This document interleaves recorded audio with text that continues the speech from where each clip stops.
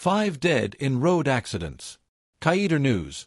5 men tragically lost their lives between Sunday night and Monday morning in 3 separate road accidents in Quarantine Burbis and Waller's Delight Public Road, West Coast Demerara. The deceased have been identified as 64-year-old Dennis Jilks, 40-year-old Abdul Sharaf Rahim, 18-year-old Kayshawn Ramnauth, 22-year-old Adrian Inzhan, and 21-year-old Amir Subhan, a supervisor with Queensway Security Services. The first incident occurred at approximately 7:30 p.m. on Sunday at Williamsburg Public Road, Quarantine, Burbis. Jilks was a pedestrian when he was struck by a motor lorry, #GTT 6824, driven by 22-year-old Nicholas Yadram. According to police reports, Yadram was traveling west at a normal speed when a car in front attempted to overtake another vehicle. He saw Jilks standing in the center of the lane about 10 feet away and attempted to brake, but collided with him. Jilks fell onto the road and was taken to Port Morant Public Hospital, where he was pronounced dead on arrival. A breathalyzer test conducted on Yadram recorded readings of 58 and 55 micrograms. He remains in custody. The second accident occurred at Waller's Delight Public Road around 12:10 a.m. on Monday, resulting in the death of Rahim, also a pedestrian. His wife, Sonia Ramlakan, informed investigators that Rahim was attempting to retrieve his car keys from her, but she refused as he was intoxicated. Frustrated, Rahim walked into the road, stood in the path of a vehicle, and raised his hands. The driver, 43-year-old Ashley Raymond, stated that the area was dark and he did not see Rahim in time to avoid the collision. Rahim was transported to West Demerara Regional Hospital but was pronounced dead on arrival.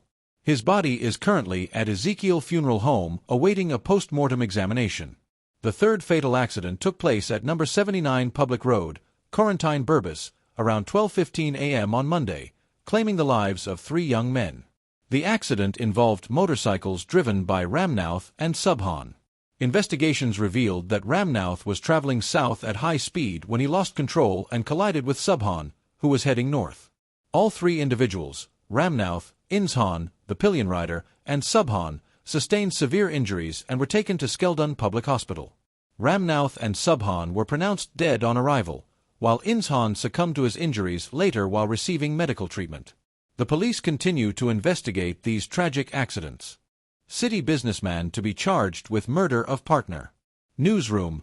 Marlon Da Silva is set to face murder charges in connection with the death of his partner, 26-year-old Kenesha Vaughn. Investigators have received legal advice to proceed with the charges, and Da Silva is scheduled to appear in the Georgetown Magistrates Court on Wednesday. This development follows the police's request to the High Court to extend Da Silva's detention period. The tragic incident occurred at the couple's home in Diamond Housing Scheme, East Bank Demerara, shortly after Da Silva returned from a day of socializing with friends at a popular city venue. According to police reports, Vaughn called Da Silva to ask him to come home, which reportedly annoyed him. Upon his return, an argument ensued, during which Da Silva allegedly slapped Vaughn. In response, Vaughn is said to have reached for a knife and approached him. At this point, Da Silva reportedly drew his licensed firearm and fired several rounds in Vaughn's direction, striking her multiple times. She fell to the ground, and Da Silva subsequently contacted the police, who rushed her to the Diamond Hospital. Unfortunately, she was pronounced dead while receiving treatment. The crime scene was processed, and police recovered 4 9mm shell casings and 3 suspected projectiles. An examination of Vaughn's body revealed 12 injuries, believed to be gunshot wounds. At the time of the incident, Da Silva was found to be under the influence of alcohol, with a breathalyzer test showing a blood alcohol content of 83%, significantly above the legal limit of 35%. Burbis fisherman missing after falling overboard. Newsroom. Sanjay Khan, a 23-year-old fisherman from Crabwood Creek, Quarantine, Burbis, has been missing since February 16 after an incident at sea while fishing from No. 66 Fishermen's Cooperative. Reports indicate that Khan fell overboard while hauling in fish, with the seine hook reportedly getting caught on his foot. The incident is believed to have occurred in Suriname waters. Khan was expected to return later that week. His mother, Padmini Guyanese, expressed her concerns during an interview, stating that she feels not enough is being done to locate her son. She mentioned that while one crew member was rescued, Khan was cut loose from the Seine and has not been found since.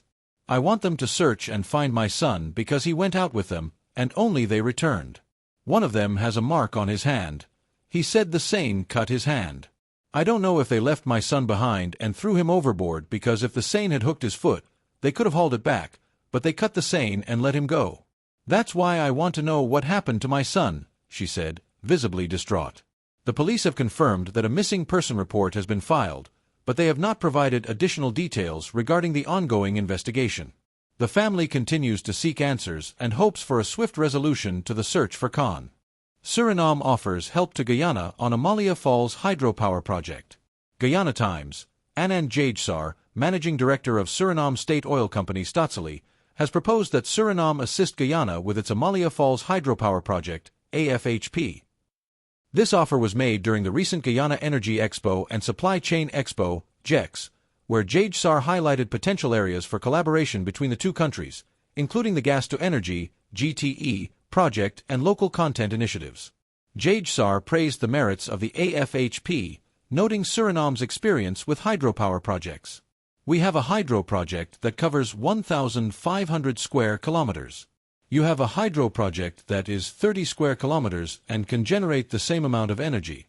That's a good project, he remarked, expressing interest in collaborating due to Suriname's relevant expertise. He also mentioned that there are ongoing studies supporting marine energy proposals, specifically using ocean currents for hydropower. Jagesar described this as an exciting opportunity and indicated that the Inter-American Development Bank, IDB, might provide funding for such initiatives. If you maybe make a program where hydrocarbons will be replenished by renewables, it might work, he added. During the conference, Vice President Barrett Jagdeo emphasized the importance of hydropower in Guyana's future energy strategy. He stated that the ongoing gas-to-energy project is expected to reduce electricity prices by 50% and cut emissions by 45% once completed. Jagdeo outlined the government's energy mix, which includes gas, hydropower, and solar energy, asserting that around 100 megawatts (MW) of solar capacity will be added to the grid this year. Jagdeo also addressed the challenges of integrating renewable energy sources, noting that while renewable energy like solar and wind are not baseload, they are essential for a sustainable energy future. He explained that until battery technology becomes more affordable, renewable sources cannot fully replace fossil fuels as a constant energy supply.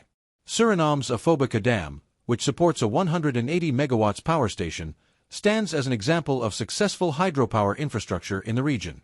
The Guyanese government remains committed to the AFHP, which has faced numerous delays. The project is designed to produce 165 megawatts, and previous tenders for its development have been submitted by several companies. The vice president recently indicated that the project would be retendered in the future. 25 helicopter trips required weekly for preparatory work on 7th oil project, Exxon says in EIA. Guyana News. ExxonMobil Guyana Limited, EMGL, has announced that to prepare for its 7th planned development in the Stabroek Block, known as Hammerhead, it will require 20 to 25 round-trip helicopter flights per week from the project site to local or Trinidadian shore bases. This information was detailed in the company's recent Environmental Impact Assessment, EIA, submitted to the Environmental Protection Agency, EPA.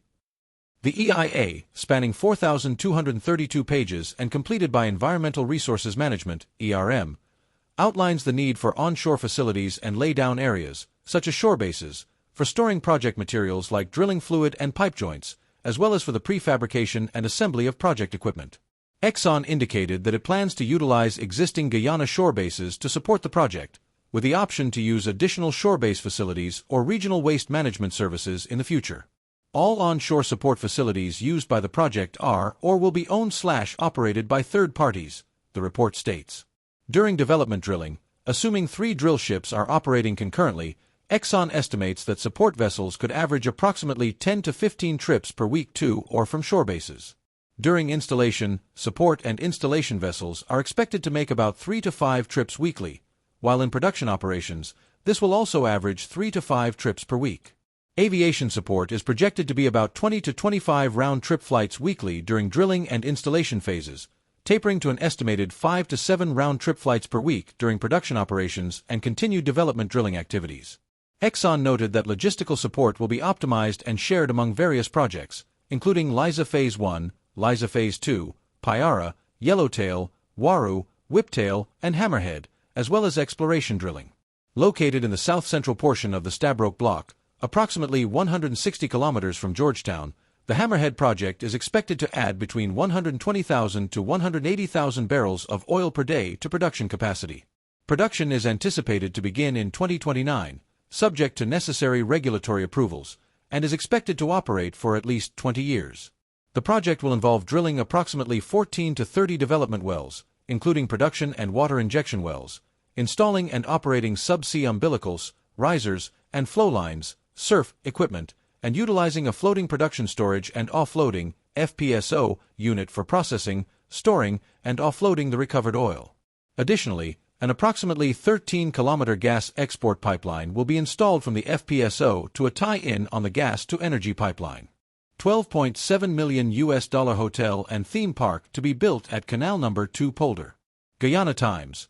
Local investors are in the process of obtaining environmental authorization to construct a 5-story hotel and theme park in Middlesex Village at Canal No. 2 Polder, West Bank Demerara, WBD.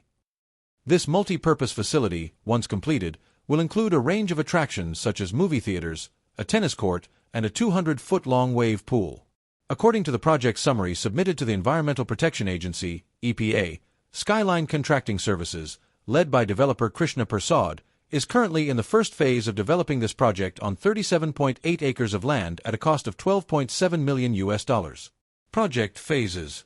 Phase 1 involves the construction of a 5-story hotel featuring 59 rooms, including a presidential suite, 8 deluxe suites, a conference hall, and a rooftop deck. This phase will also include a tennis court accessible to guests and a strip mall housing fast food franchises, a gym, and 2 movie theaters. Phase 2 will see the addition of a wave pool and water park slides.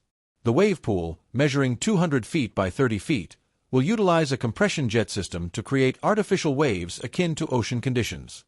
This area will also feature a bar and entertainment systems alongside lounge chairs. Phase 3 will focus on constructing a theme park with rides, snack bars, a movie theater, and a 15,000 square foot fountain pond area. Phase 4 will culminate in the development of a recreational park, garden, and petting zoo, along with the completion of all landscaping works. Economic impact.